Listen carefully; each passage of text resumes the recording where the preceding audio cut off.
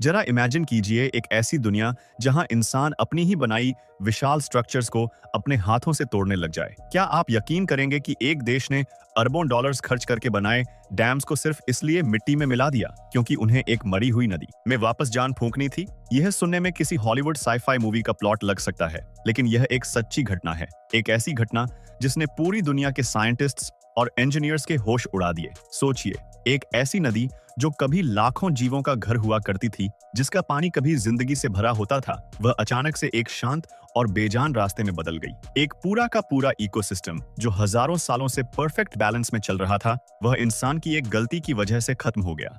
आपके दिमाग में जरूर यह सवाल आ रहा होगा कि आखिर ऐसा क्या हुआ था उस नदी के साथ, और जब उन्होंने अपनी गलती सुधारने के लिए उन विशाल डैम्स को तोड़ा, तो उसके बाद पानी के अंदर जो चमत्कार हुआ, उसने नेचर को देखने का हमारा नजरिया ही बदल दी। आज हम आपको एक ऐसी मिस्टीरियस और थ्रिलिंग जर्नी पर ले जाएंगे जहां एक मरी हुई नदी ने वापस सांस ली। तो चलिए इस हैरत अंगेज सफर की शुरुआत करते हैं। लेकिन आगे बढ़ने से पहले आपसे एक रिक्वेस्ट है, अगर आप हमारे चैनल पर नए हैं तो इसे प्लीज सब्सक्राइब जरूर कर लीजिए, और अगर वीडियो अच्छा लगे तो लाइक करना मत भूलिएगा। जब नदियां जिंदा थी, हमारी कहानी शुरू होती है एल्वा रिवर से। इंसानी दखलंदाजी से पहले यह नदी अपने आप में एक पूरी दुनिया थी। हर साल ओशन से लगभग 4 लाख पैसिफिक सैमन मछलियां इस नदी में अपस्ट्रीम माइग्रेट करती थी। इनमें चिनुक, कोहो और सॉकाई जैसी स्पीशीज शामिल थी। कुछ चिनुक सैमन का वजन 45 केजी तक होता था। यह इतिहास की सबसे बड़ी सैमन मछलियों में गिनी जाती। वहाँ के लोकल लोगों के लिए यह नदी सिर्फ पानी का सोर्स नहीं थी, बल्कि उनके पूरे कल्चर का आधार थी। एल्वा नदी करीब 70 माइल्स तक अंदर घने जंगलों के बीच से बहती थी। सबसे हैरान करने वाली बात यह थी कि जब यह सामन अंडे देने के बाद मर जाती थी, तो उनकी डेड बॉडीज ओशन का नाइट्रोजन और फास्फोरस नदी और जंगलों में लाती थी। साइंटिस्ट ने डिस्कवर किया कि आसपास के पेड़ पौधों में पाया जाने वाला 25% नाइट्रोजन सीधा इन मछलियों से आता था। इंसान की तरक्की और एक इकोसिस्टम की मौत। लेकिन फिर वक्त बदला। 20वीं सदी की शुरुआत में इंडस्ट्रियलाइजेशन का दौर आया। इंसानों को तरक्की चाहिए थी और फैक्ट्रीज चलानी थी। इसी दौर में एल्वा रिवर पर 2 बड़े हाइड्रो इलेक्ट्रिक डैम्स बनाए गए। पहला डैम 1913 में एल्वा डैम के नाम से बना, और दूसरा 1927 में ग्लाइंस कैनियन डैम बना। मकसद था तेजी से बढ़ते हुए शहरों को बिजली पहुंचाना। लेकिन इन प्रोजेक्ट्स में एक बहुत बड़ी गलती छुपी हुई थी। किसी भी डैम में मछलियों के गुजरने के लिए कोई रास्ता नहीं बनाया गया था। दरअसल उस जमाने में इकोलॉजिकल साइंस बहुत नई थी। नतीजा यह हुआ कि नदी का 70 माइल्स लंबा वह हिस्सा जो सैमन का असली घर था, वह पूरी तरह से ब्लॉक हो गया। खामोशी का दौर। इन डैम्स के बनने का असर इतना भयानक हुआ जिसका किसी ने अंदाजा नहीं लगाया था। जो सामन मछलियां हर साल लाखों की तादाद में आती थी, वह अब अपने नेचुरल घर तक नहीं पहुंच सकती थी। सैमन की गिनती लाखों से गिरकर आखिरी 20वीं सदी तक सिर्फ कुछ हजार तक रह गई। एक मछली के खत्म होने से पूरे एनवायरनमेंट पर एक चेन रिएक्शन शुरू हो गया। समुद्र से आने वाले जरूरी न्यूट्रिएंट्स अब जंगलों तक नहीं पहुंच रहे थे। नदी का रास्ता धीरे धीरे बेजान होने लगा। कीड़े मकोड़े कम होने लगे और उन्हें खाने वाले पक्षी और शिकारी जानवर भी वहां से चले गए।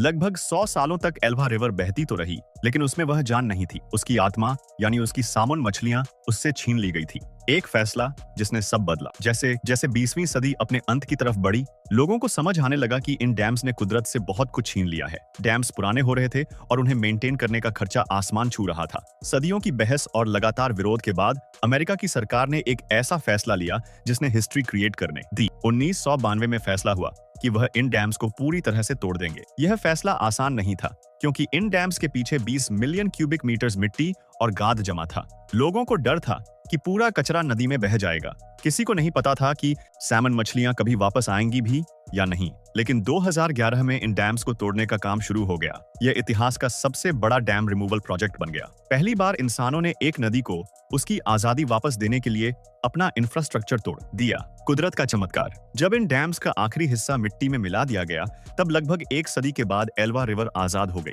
वहां कोई बड़ा सेलिब्रेशन नहीं हुआ, सिर्फ पानी वापस अपने नेचुरल रास्ते पर बहने लगा। और इस आजादी का जवाब नेचर ने इतनी जल्दी दिया कि साइंटिस्ट्स दंग रह गए। कुछ ही महीनों के अंदर वाइल्ड सैमन मछलियां उन रास्तों पर तैरती हुई पाई गई जो 100 सालों से ब्लॉक थे। अगले ही सीजन में मछलियां उन पत्थरों पर दिखाई देने लगी जहां कई पीढ़ियों से किसी ने अंडे नहीं दिए थे। जो मछलियां वापस आई उनमें से कुछ आसपास की दूसरी नदियों से भी आई थी। इससे यह प्रूव हुआ कि अगर नेचर को ठीक कर दिया जाए तो उनके अंदर नए रास्तों को ढूंढने और आबाद करने की जबरदस्त क्षमता होती है। एक नई जिंदगी। जैसे ही सैमन रास्तों पर वापस आई, बदलाव सिर्फ पानी के अंदर नहीं बल्कि बाहर भी होने लगा। सैल्मन अपने पीछे वह सब छोड़ जाती जो एल्वा रिवर 100 सालों से मिस कर रही थी, यानी समुद्री न्यूट्रिएंट्स। नाइट्रोजन, फास्फोरस और कार्बन पानी के जरिए मिट्टी और पेड़ पौधों में अब्सॉर्ब होने लगा। पानी के अंदर इंसेक्ट पॉपुलेशन में जबरदस्त इजाफा हुआ। पक्षी वापस लौटने लगे और काले भालू जैसे जानवर नदी के किनारों पर ज्यादा दिखने लगे। जो कनेक्शन नदी और जंगल के बीच टूट गया था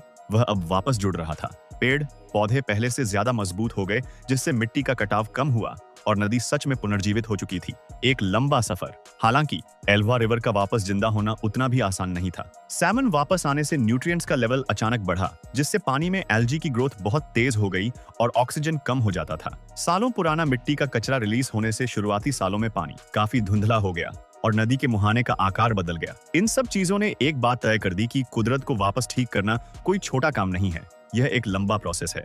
आजाद होने के बाद किसी भी इकोसिस्टम को अपना नेचुरल बैलेंस ढूंढने में थोड़ा वक्त लगता ही है। कहानी सिर्फ एल्वा की नहीं, एल्वा रिवर की यह कहानी अकेली नहीं है। क्लैमथ रिवर पर भी 4 बड़े डैम्स थे। जब 2020 के दशक में यह डैम्स हटे तो दशकों बाद मछलियां वापस आई। अगर एल्वा ने सिखाया कि एक छोटी नदी जल्दी ठीक हो सकती है, तो क्लैमथ ने प्रूव कर दिया कि बड़े से बड़ा डैमेज्ड सिस्टम भी हील हो सकता है। लेकिन हर नदी की किस्मत अच्छी नहीं होती। स्नेक रिवर पर यह मुद्दा आज भी एक बहुत बड़ा कंट्रोवर्सी बना हुआ है। वहाँ 4 विशाल डैम्स बिजली देते हैं और किसानों को इरिगेशन देते हैं।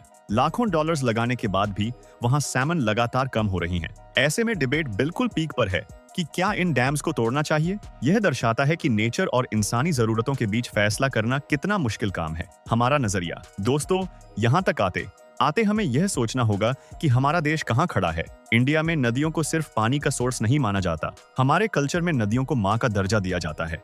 लेकिन तेजी से होती तरक्की और एग्रीकल्चर को सपोर्ट करने के लिए हमने भी बड़ी संख्या में डैम्स बनाए हैं। इन प्रोजेक्ट्स ने हमारे देश को बिजली दी और लाखों लोगों को जिंदगी मिली। लेकिन इसका एक दूसरा पहलू भी है। आज हमारी बहुत सी नदियां सूख रही हैं। इन डैम्स की वजह से हमारे देश की नेटिव एक्वाटिक लाइफ को भारी नुकसान उठाना पड़ा है। हम एक डेवलपिंग नेशन हैं और हम रातों रात अपने इंफ्रास्ट्रक्चर को खत्म नहीं कर सकते। लेकिन एल्वा की कहानी हमें सोचने पर मजबूर करती है कि क्या हम तरक्की और कुदरत के बीच कोई बेहतर बैलेंस बना सकते हैं। एक वक्त आएगा जब हमें भी अपने पुराने हो चुके स्ट्रक्चर्स को, नेचर को वापस लौटाने के बारे में सोचना पड़ेगा।